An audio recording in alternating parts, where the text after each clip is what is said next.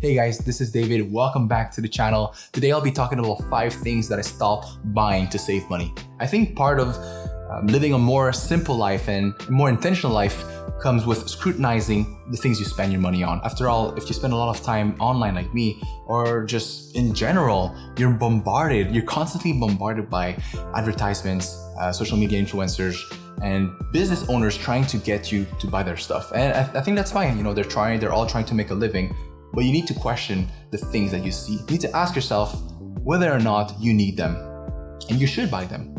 In my case, these 5 things were really not important. They were really just wants, and I'm really happy that I was able to kind of put them aside. So without any further ado, let's go and talk about the 5 things that I stopped buying in order to save money. All right, so the first thing that I stopped buying were sneakers. Now, of course, I still have shoes and I still buy shoes when I need to, but I really stopped getting into the sneaker culture because it's a whole thing. Like, I was slowly becoming a sneakerhead, you know, like Yeezys, NMDs, Ultra Boost, EQTs, Stan Smiths, whatever, common projects. I was so into that, and I really was on kind of a hamster wheel, always chasing the next pair of shoes, when in reality you don't really need 10 pair of shoes, and I don't think people really care that much what your shoes are.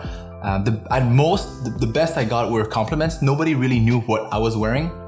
I didn't have Yeezys, they were too expensive, but I was even considering buying fakes, replicas. So that's how bad it was becoming. And I think unless you work in the fashion industry, people are not really gonna know what you're wearing.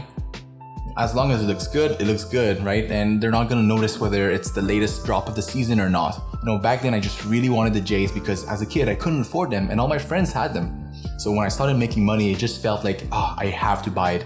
I have to get these shoes. But in reality, they're not that big of a deal.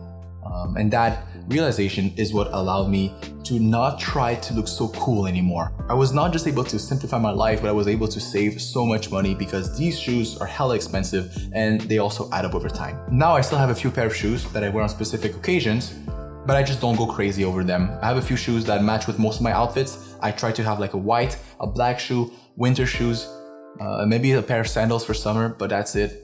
I keep it simple now. It's so much easier. I don't have to think about what I'm gonna wear, and I don't have to think about what people are gonna think of me. It's a win-win. So the second thing that I stopped buying into is fast fashion and trends. So, you know, the coolest thing, the latest hype on the block, the latest drop. I grew up wearing the same clothes all the way to high school and college. And, believe me, I didn't really have any sense of style. I was kind of wearing the same clothes that my parents were buying me. I was a very simple dude. And I remember just really wanting some swag. My friends, they had nice clothes. And I remember looking at them and kind of had this jealousy of like, oh man, I want that too. Obviously I couldn't get it because I couldn't afford it. And my parents didn't really have the money either to pay for those nice looking things. So when I started making money, my money went into that. Over time, it became a therapy for me. I would just go to the shopping mall and mindlessly just end up going through clothing racks. And before I know it, I have $100 bill and new clothes that I might not necessarily wear. And it was just really adding up. And it's not like I really needed them. My clothes were perfectly fine. And it's just, I bought them for the sake of buying them. Before buying new clothes now, I ask myself, do I need it? That's number 1. Number 2, how long is it gonna last? Is it actually going to last? Is it worth the price? And I'm willing to pay for quality now. I'm willing to pay the extra price. And believe it or not, but with this mentality, I'm actually saving money. And things are just more simple because I have less clothes, less things just hanging around, and each of them are more meaningful to me. So again, another win-win. Okay, so the third thing that I stopped buying as much are takeaway coffee, food, and snacks. Now listen, I was spending so much money and there was really no reason to justify how much I was spending on coffee, food, lunch, snacks during my university days, especially at the beginning. I kind of calmed down after a few months when I realized just how much I was spending. It was in the hundreds.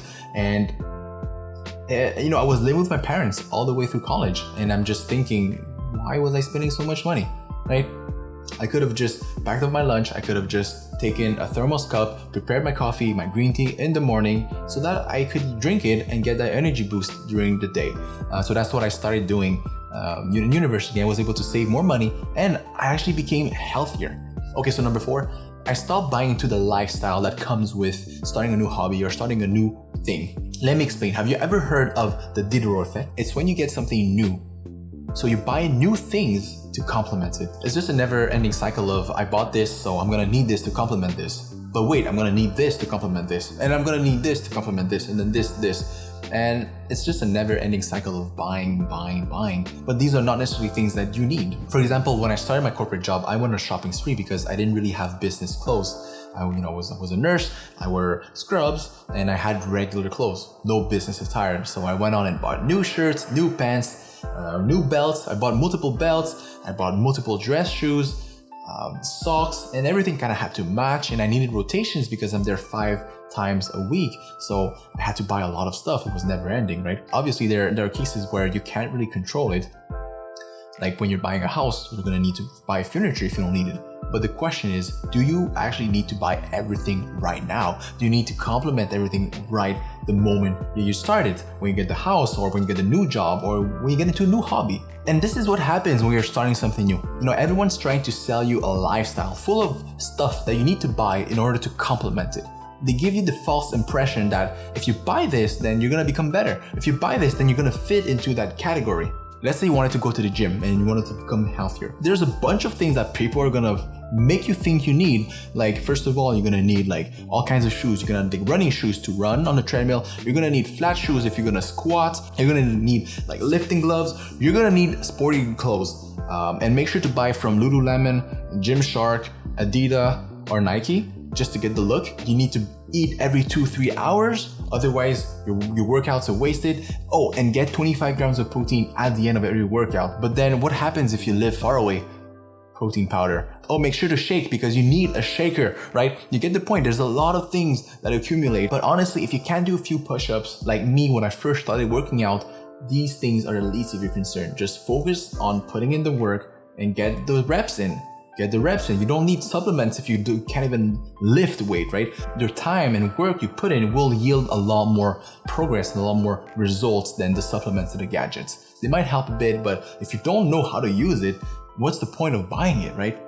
And this is how I felt when I first started my YouTube channel. I felt like I needed to buy this, buy that, new lighting, new camera, new everything. But let's just stick to the basics, especially if we're just getting started. For me, I think I still need to get a lot more comfortable when speaking in front of the camera. So that's what I want to work on first. And I'm just really going on YouTube to find ways to maximize and optimize the gear that I already have, which is still pretty cheap. And I hope to be able to get to a point where I'll be able to use these new gadgets and supplements, but one thing at a time.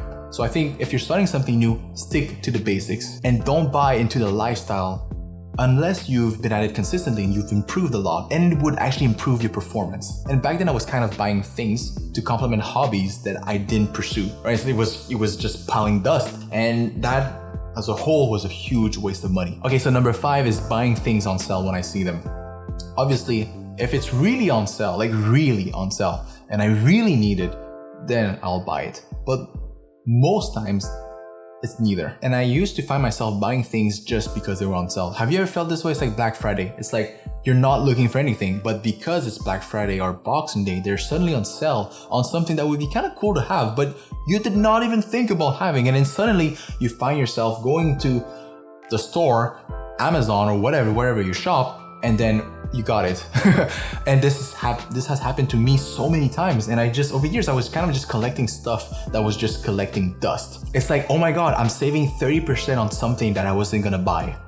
What a deal, right? And it's really psychological. And that's why the stores they always have like permanent discounts. It always shows like 30% off, 40% off, and it's gonna give you a countdown like buy now, act now. It's scarcity marketing, and it's made just so that you react right now. And instinctively, you're just gonna buy it, right? I think the best deal is not spending the money that you were not thinking of spending. Scarcity marketing is good when you're doing it, but it's not good for your wallet if you're on the receiving end. And chances are that you and I were on the receiving end most times. So just something to keep in mind. All right, guys, that was it for the video. I hope you enjoyed it and I hope you found it useful. These are things that really helped me save more money. I wish I had known them earlier because I was literally living paycheck to paycheck. I was thinking in terms of, oh, this is gonna cost a paycheck or half a paycheck. I just work it out again and I'll earn that money again and I'll just spend it. So that was a vicious cycle that was going in. It was like, it was pretty bad, and I'm glad I'm past it. These little expenses, $20 here, $30 there, $50 here, they don't seem like much, but they'll compound over time and there'll be huge amounts. That amount could have been saved. In retrospect, I don't really regret stuff. I think regret is the worst thing ever. So I try not to regret as much as possible. But I wasted a lot of money, and I think that money could have been saved at least. Could have been invested elsewhere. Those are things I wish I didn't spend as much money on. But you know what? You learn, and hopefully this is going to be something you'll find useful. That being said, guys, thank you for watching, and I'll see you guys in the next one. Have a good one.